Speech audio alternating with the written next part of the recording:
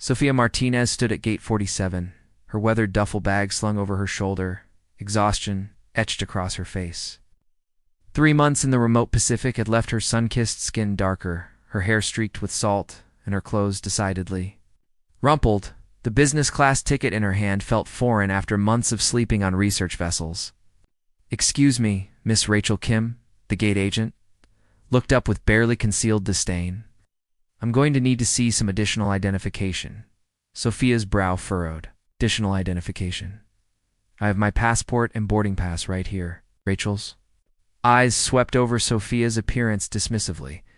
"This is business class, and frankly, you don't look like you belong in that section. Are you sure this ticket is yours?" Heat crept up Sophia's neck. Around her, other passengers began to stare and whisper. A well-dressed businessman chuckled quietly to his companion. "Probably bought it with Daddy's money," he muttered. "I earned this ticket through my research grant," Sophia said, her voice steady despite the humiliation burning in her chest. "I've been conducting marine biology research in the Pacific for the past 3 months. Rachel rolled her eyes. "Sure you have. Look, I'm going to need you to step aside while I verify this ticket." "Sir, you can come forward," she called to the businessman behind Sophia. "That won't be necessary." A deep voice cut through the tension. James Harrison approached the gate, his airline supervisor badge gleaming under the fluorescent lights. Dark eyes were fixed on Rachel with unmistakable authority. "Mr. Harrison," Rachel stammered, "I was just verifying this passenger's. I heard exactly what you were doing," James interrupted, his voice cold. He turned to Sophia, and his expression softened. "Dr. Martinez, I presume, we received notification about your return from the Pacific Research Expedition. I apologize for this completely inappropriate treatment." Sophia's breath caught. He knew who she was. More than that, there was something in his eyes, a warmth that made her pulse quicken despite her anger. "Rachel, please process Dr. Martinez immediately and ensure she receives the respect she deserves." James continued, his tone leaving no room for argument, as Rachel fumbled with the boarding pass. James stepped closer to Sophia. "I'm deeply sorry about this incident. Do you allow me to personally ensure the rest of your journey is comfortable?"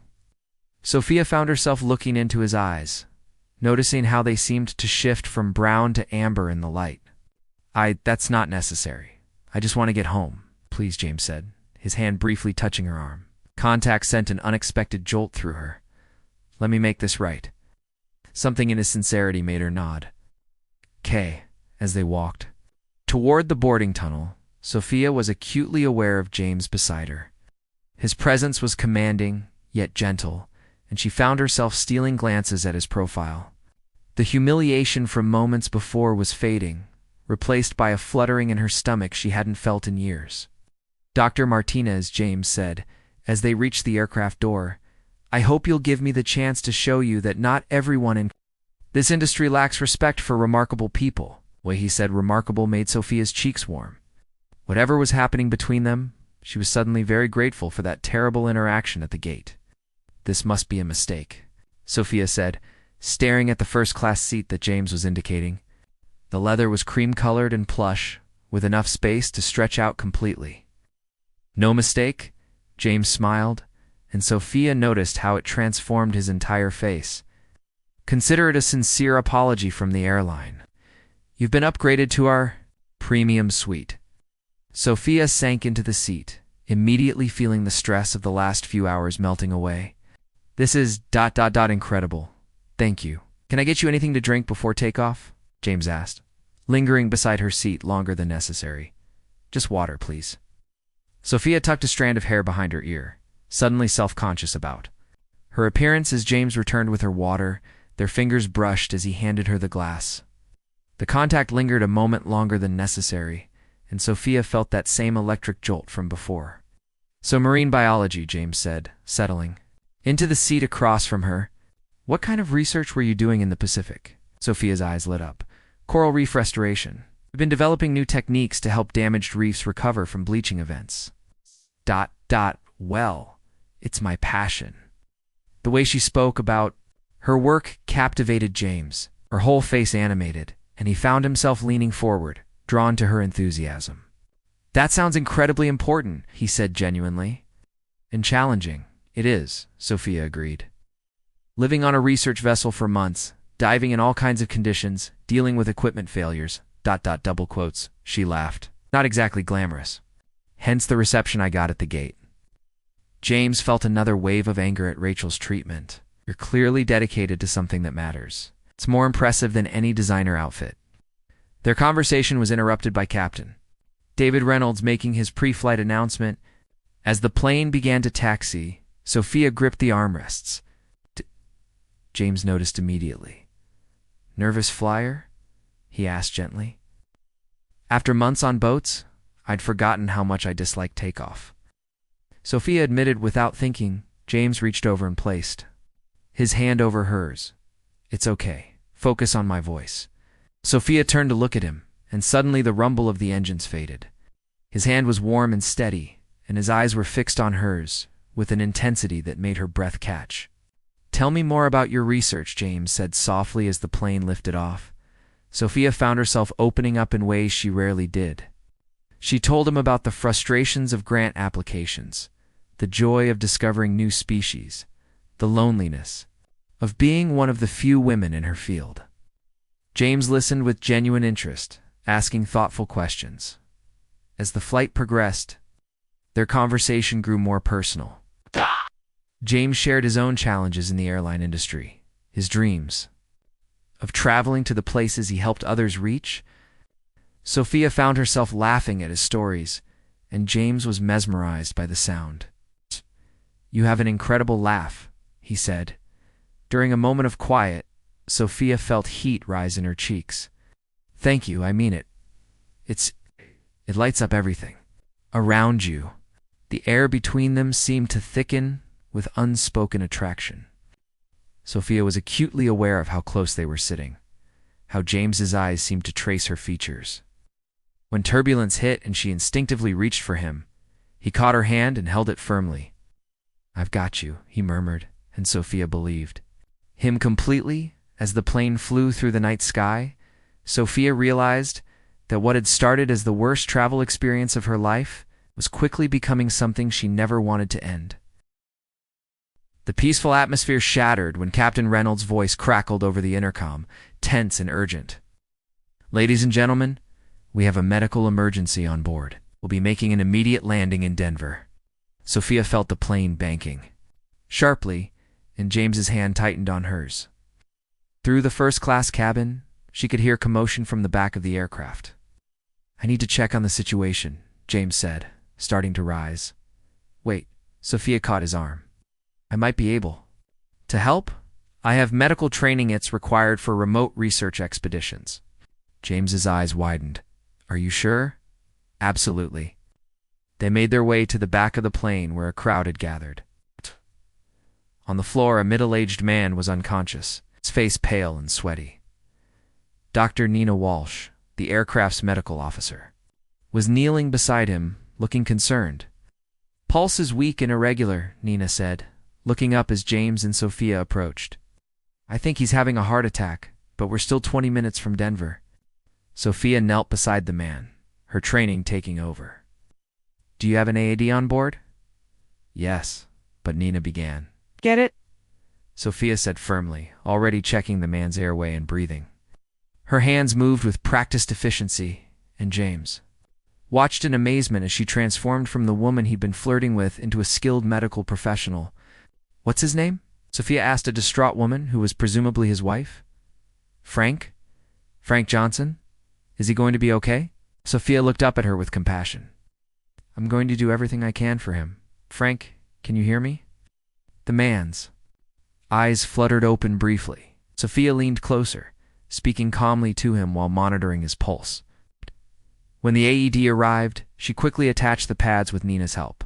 Everyone stand back, Sophia commanded. The shock delivered, and Frank's breathing improved slightly.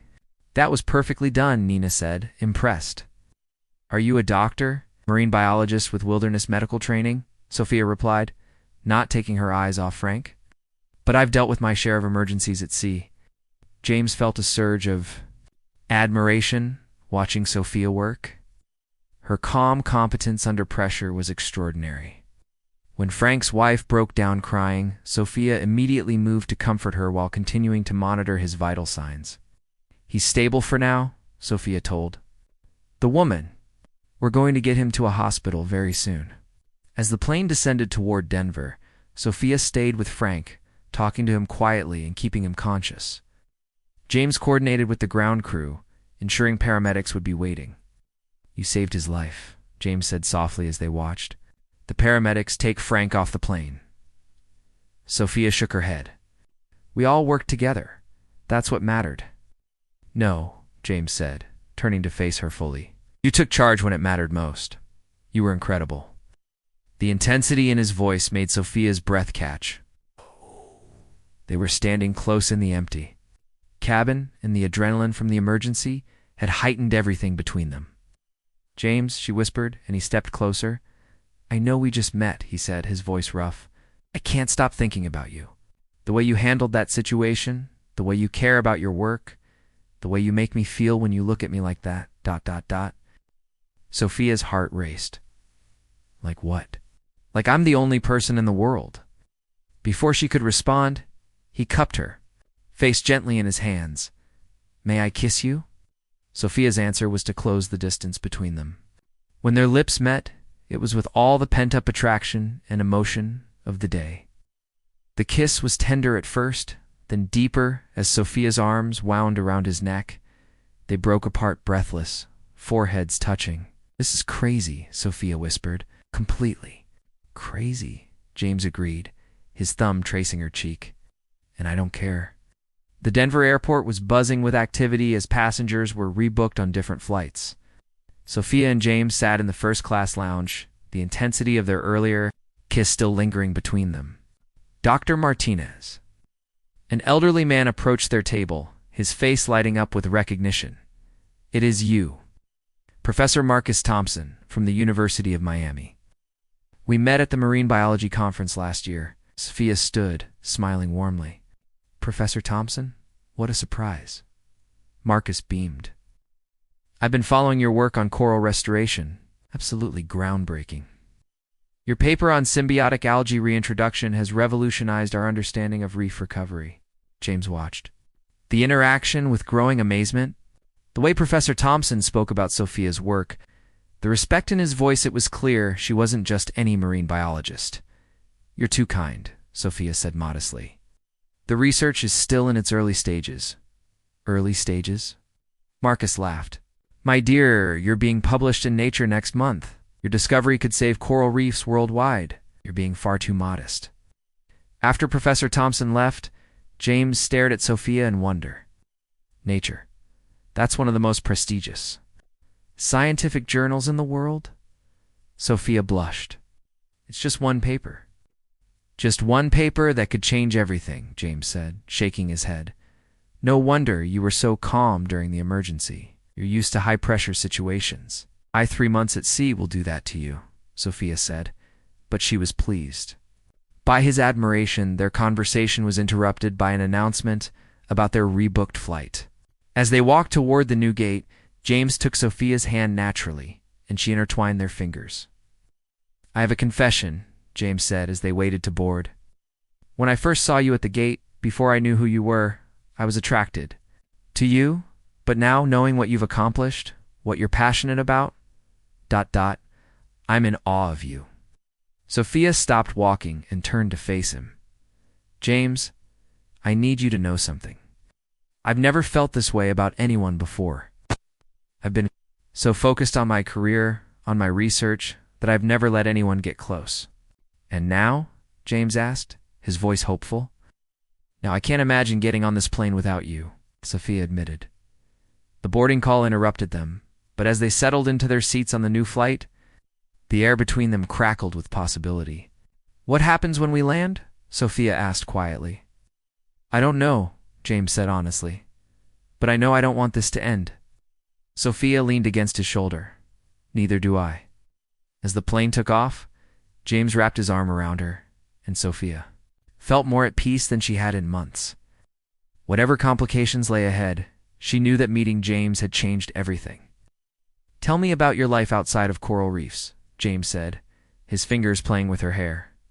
Sophia smiled up at him. There isn't much outside of coral reefs, that's the problem, well, James said, pressing a kiss to the top of her head. Maybe it's time to change that. Sophia closed her eyes, feeling the steady rhythm of his breathing. For the first time in years, she was thinking about something other than her research. She was thinking about James, about the way he made her feel, about the possibility of a future she'd never imagined. James? She whispered. Yes. Thank you for upgrading me. To first class? He chuckled. Best decision I ever made. 6 months later, Sophia stood on the deck of a research vessel anchored off the coast of Australia, but this time she wasn't alone. James had taken a leave of absence from the airline to join her expedition, and watching him learn to dive had been one of the most rewarding experiences of her life. The visibility down there is incredible, James said, surfacing from his training dive with a huge grin. I can see why you love this so much. Sophia helped him onto the boat, their hands lingering as they touched. You're a natural by the time this expedition is over. You'll be ready for advanced certification. Is that a promise? James asked, pulling her close. Definitely, Sophia laughed, kissing him softly. Their moment was interrupted by Elena Rodriguez, Sophia's research partner, who approached with a satellite phone. Sophia, you need to take this call. It's the journal editor. Sophia's stomach fluttered with nerves. The publication of her paper had generated enormous interest in the scientific community, but she was still adjusting to the attention. Dr. Martinez, the editor's voice crackled through the phone. I'm calling to inform you that your paper has been selected for the cover of our upcoming issue. Response has been unprecedented. We're also pleased to inform you that you've been nominated for the prestigious Marine Science Breakthrough Award. Sophia's knees went weak, and James immediately steadied her. I thank you. This is incredible news. After the call ended, Elena whooped with excitement.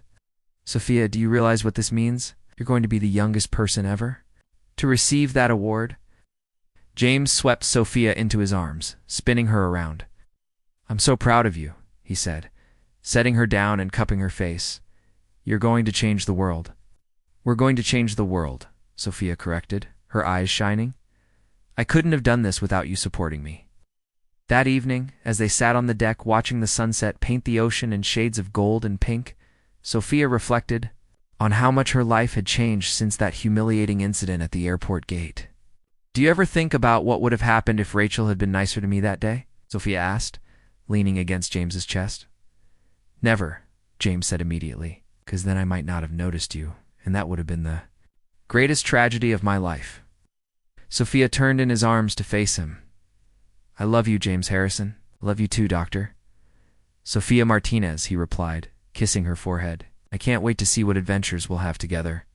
As the stars began to appear in the darkening sky, Sophia realized that her greatest discovery hadn't been in the depths of the ocean. It had been finding love when she least expected it, with a man who saw her worth even when others couldn't. So, James said, his voice taking on a playful tone, I've been thinking about our future. Oh, Sophia raised an eyebrow. Well, you're going to be traveling the world for your research. I happen to know a thing or two about travel arrangements. ... Sophia laughed. Are you offering to be my personal travel coordinator? Among other things, James said, pulling a small velvet box from his pocket. I was thinking more along the lines of personal travel coordinator, research assistant, diving, buddy, and ... husband. Sophia's breath caught as he opened the box, revealing a stunning ring with a blue stone that perfectly matched the ocean around them. James, she whispered, tears springing to her eyes. Marry me, Sophia. Let's explore the world together, save coral reefs, and build a life that's as extraordinary as you are. Sophia's answer was to kiss him deeply, pouring all her love and excitement into the moment. When they broke apart, both were laughing and crying at the same time. Yes, she said, yes to everything.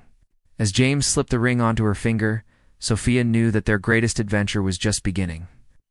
The woman who had once been humiliated at an airport gate had found not just professional success, but a love that would last a lifetime. The stars reflected on the calm ocean waters as they held each other, to people who had found their perfect match in the most unexpected way, ready to face whatever the future would bring together.